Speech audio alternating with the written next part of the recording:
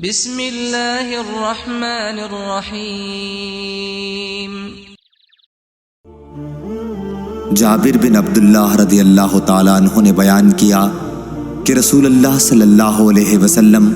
ہمیں اپنے تمام معاملات میں استخارہ کرنے کی اسی طرح تعلیم دیتے جس طرح قرآن کی کوئی سورت سکھلاتے۔ آپ صلی اللہ علیہ وسلم فرماتے ہیں کہ جب کوئی اہم معاملہ تمہارے سامنے ہو تو فرض کے علاوہ 2 رکعت نفل نماز پڑھنے کے بعد یہ دعا پڑھے۔ ترجمہ: اے میرے اللہ، میں تجھ سے تیرے علم کی بدولت خیر طلب کرتا ہوں اور تیری قدرت کی بدولت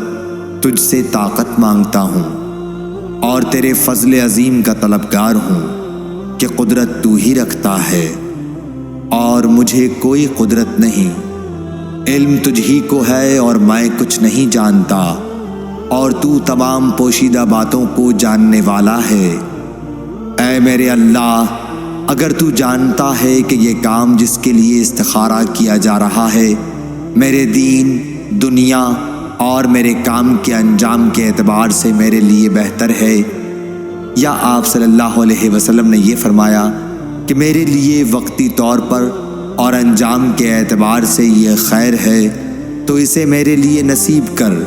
اور اس کا حصول میرے لیے آسان کر اور پھر اس میں مجھے برکت عطا کر۔ اور اگر تو جانتا ہے کہ یہ کام میرے دین، دنیا اور میرے کام کے انجام کے اعتبار سے برا ہے، یا آپ صلی اللہ علیہ وسلم نے یہ کہا کہ میرے معاملے میں وقتی طور پر